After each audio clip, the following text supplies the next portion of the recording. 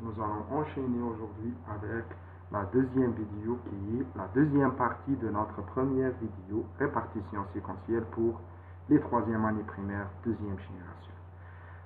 Dans la première partie, nous avons choisi le premier projet et la première séquence pour les troisième années. Nous allons terminer avec la quatrième séance aujourd'hui. C'est une séance de découverte de nouveaux sons et nouvelles lettres.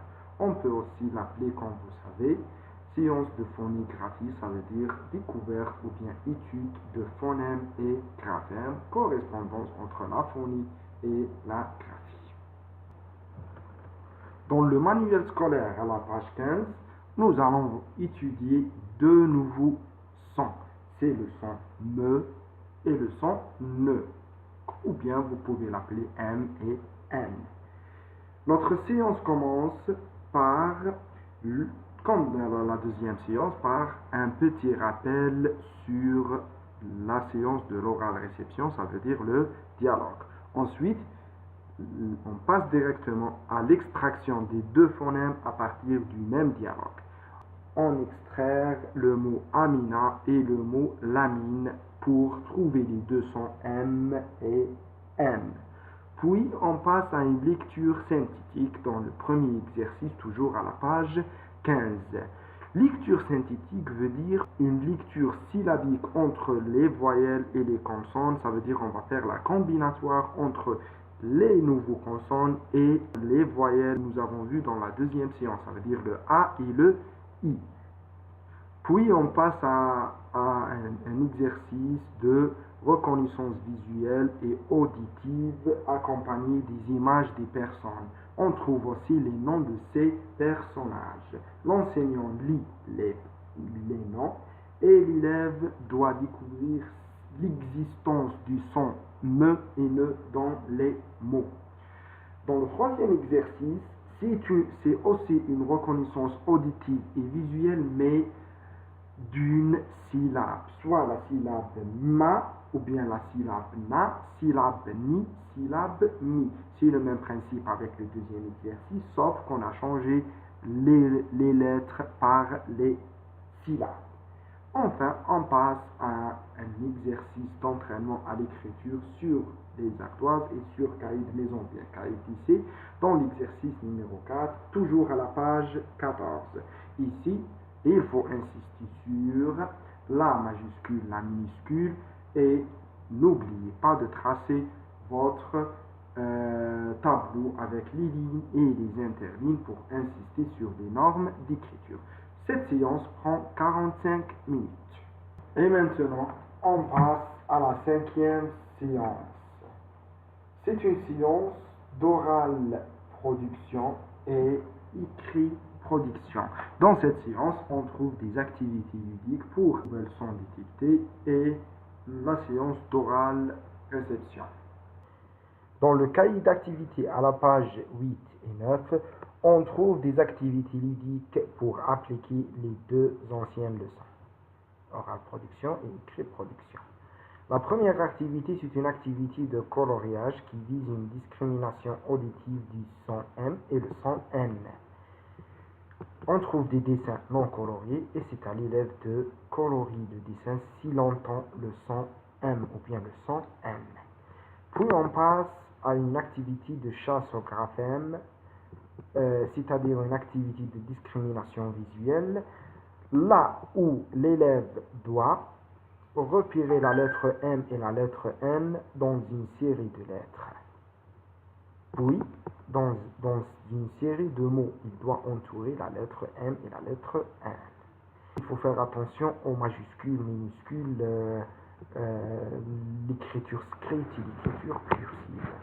Enfin, on passe à une activité d'entraînement à l'écriture, là où on passe par l'entraînement sur les ardoises, puis sur le cahier d'activité à la page 8 et 9, l'exercice numéro 4. N'oubliez pas d'insister sur les normes d'écriture, ça veut dire les lignes, les interlignes, la majuscule et la minuscule. Cette séance prend 40. On passe à la sixième séance. C'est une séance de lecture et écriture. Dans le manuel scolaire à la page 16, on trouve des activités de lecture et d'écriture. À mon avis, je pense que l'élève n'est pas capable de lire à partir de deux consonnes et de deux voyelles M et N, A, I. Je propose, ce sont des activités de dictée et de lecture simples. Ça veut dire des mots que l'élève connaît déjà dans sa vie quotidienne. Ça veut dire des noms, des prénoms. Alors, dans le manuel scolaire à la page 16, on trouve la rubrique j'écris et je lis. L'élève doit lire. On trouve la première activité, c'est une activité de lecture, mais l'élève, comme on a dit tout de suite, l'élève n'est pas capable de lire à partir de 4 lettres. Alors, l'enseignant doit lire et l'élève doit continuer la syllabe ou bien la lettre qui manque. Si nous voyons que le niveau d'élève ne permet pas d'écrire, on peut tout simplement dicter la lettre.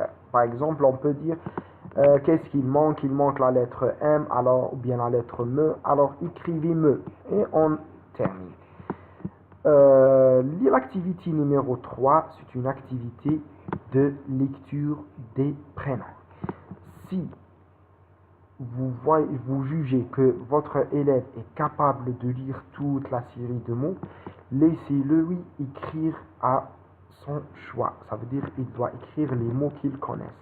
Sinon, vous pouvez dicter tous les mots, mais d'une manière désorganisée. Ça veut dire il ne faut pas dicter la première, deuxième, troisième. Il faut changer l'ordre des mots. Cette activité comprend 25 minutes.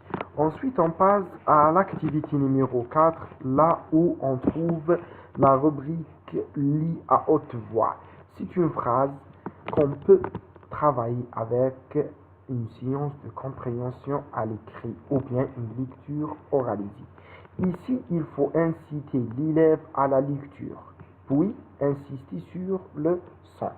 Tout d'abord, il vous faut porter la phrase sur le tableau, puis créer une situation de communication, ça veut dire une situation d'échange entre vous et l'élève.